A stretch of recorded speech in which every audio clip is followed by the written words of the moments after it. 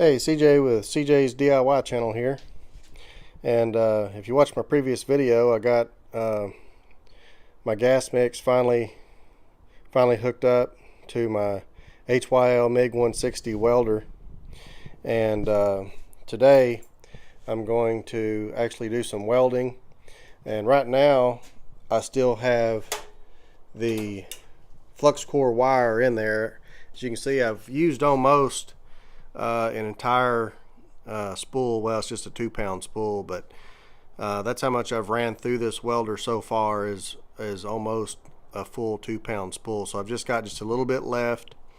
And so what I want to do is do kind of a little comparison and see how much better the flux core, or see how much better the gas is versus the flux core wire. And so I've also bought some regular solid steel MIG wire to change out for when we do the gas. So right now I have the gas turned off, okay, and again I've still got my flux core wire in there. I've got my wires still set for flux core. Your ground cable for flux core is in the positive. The positive terminal is your ground lead for flux core, and then the machine is grounded to the ground, the negative side.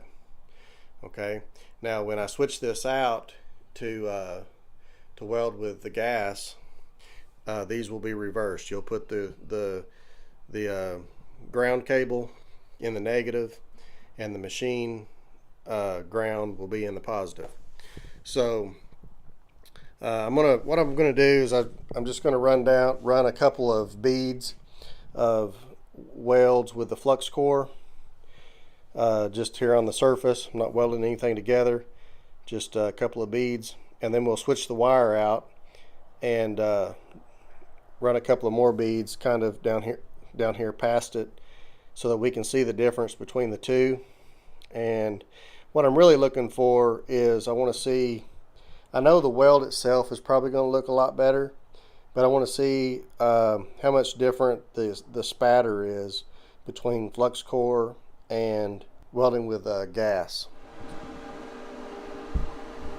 Another thing that I'm going to do is I'm going to run each one of these at the recommended voltage and wire speed for each wire. So right now I've got the flux core wire in there, and this is 030.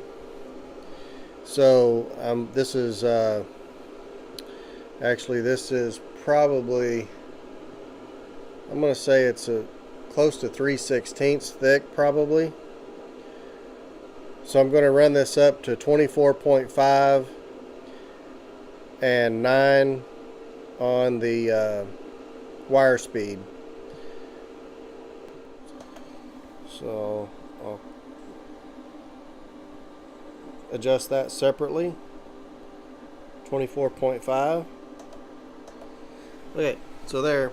Now we're at 24.5 on the volts and 9 on the wire speed. And so I'm going to lay down a bead at that setting, which is what it's recommended on the machine. 24.5 and 9 on the wire speed. Well, as I said, I was almost out of flux core wire, and I just ran out and barely got started here. And you can say that might have been a little hot. This may not be quite 3/16 inch material, and so that looks like it was running really hot, but so it was starting to pull in there pretty good. I've got some other flux core welded pieces here in my shop that we can compare to, since this didn't take very good. But so now I'm going to go ahead and switch the wire out and switch over to the gas. and we'll run a couple of beads with that. Thought I'd show you how to change this wire out, and it's really real simple actually, but I'll show you how to change this out.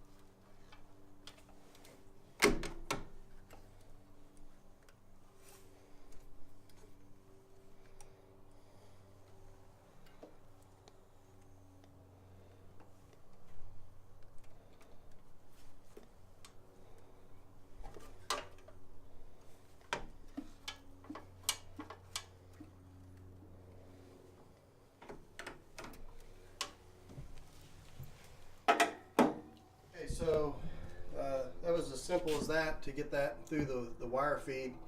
And another function that this welder has that's typically on more expensive units is once you get your wire started in the wire feed, it has a most MIG guns, you just pull the trigger, you set your speed as high as you can, and run the wire through your gun.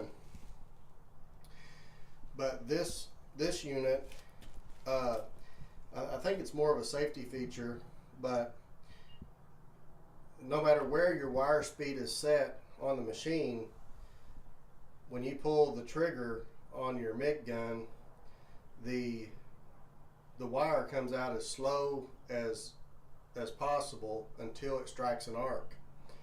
So therefore, to reload wire into the MIG gun, you will want to press this button here. It's a wire feed button that bypasses the trigger completely and allows the unit, the wire feed, to go at its maximum speed to get the wire through the gun. So that's what we're going to do right now. I just loaded it into the wire feed, and I like to stretch my gun out so that make sure there's no kinks or anything in it.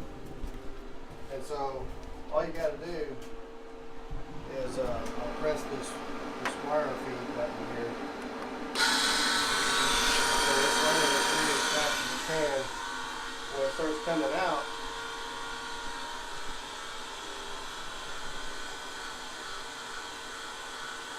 I'll press the button and it'll stop.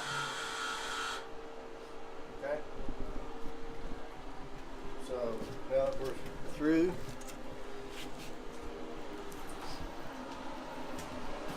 now I can turn the machine off.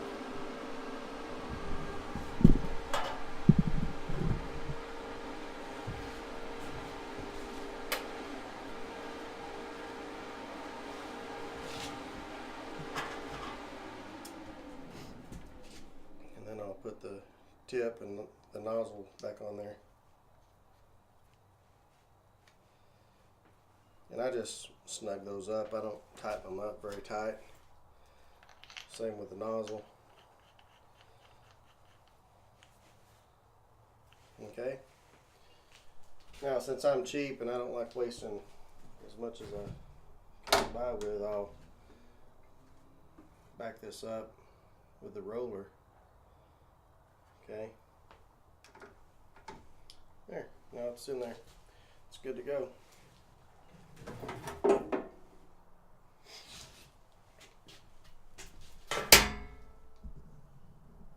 Okay, so this time I actually measured the thickness of this material down here on the smooth cut-in, and it's actually real close to 1/8 of an inch. Actually, it's really not as thick as I thought it was up here on top.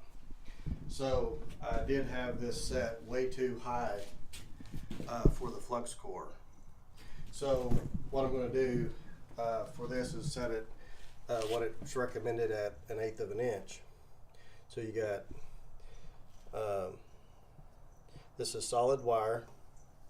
It's 030, and I've got 75/25 mix, and we're at 1/8 of an inch. So I'm going to set it at 17.5 volts and 6.6 on the wire speed.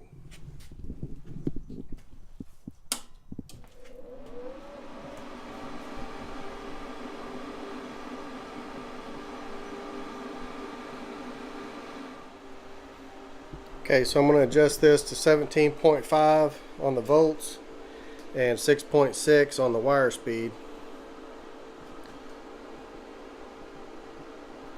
So how you do this is you get your wire speed first, and then you'll click this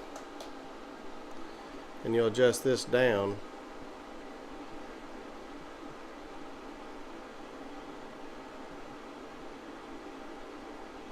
Okay. So now it's 17.5 and 6.6 on the wire speed.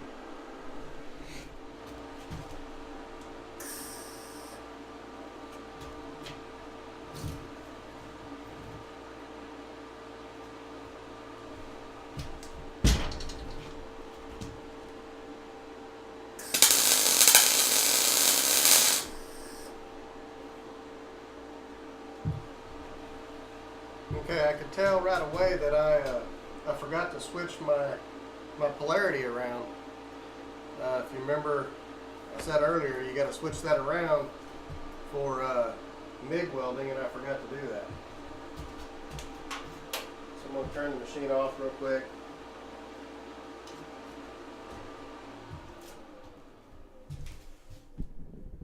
I'll remove this lens just so I can show you. So what you got to do to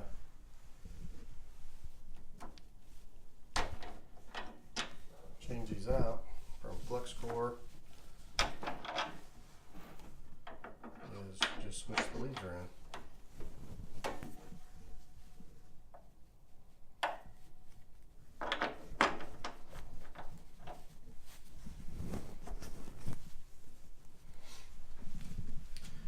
It's that simple to change your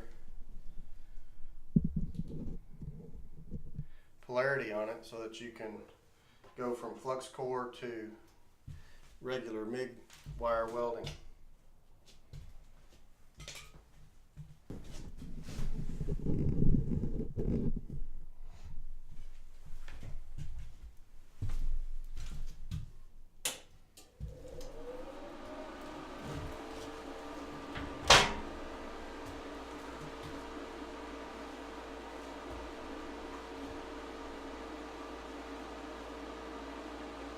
Another thing that I was going to point out about this welder, a lot of cheaper welders, when they're turned on, the end of it is live, but this one's not. This one's not live until you press the trigger.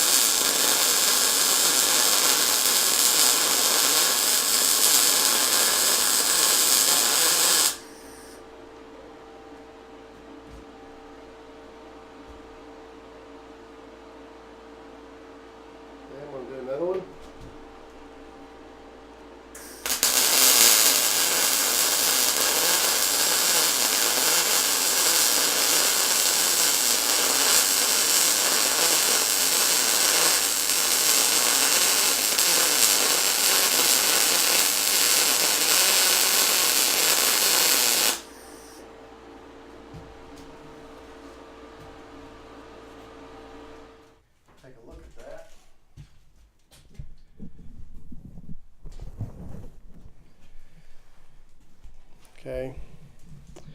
So if you remember, this one over here was when I the last little bit of flux core that I had, and I had it way too hot, as you can see. This little dot here, as soon as I started, I could tell that I had forgot to change my polarity on the welder from flux core welding to MIG wire welding. And these two here, obviously you just see me lay these two down, and this is with the gas on. Obviously very little to hardly any spatter whatsoever. I mean, that looks really good as far as spatter is concerned. So let me wire brush that off just a little bit and see if it shines up some.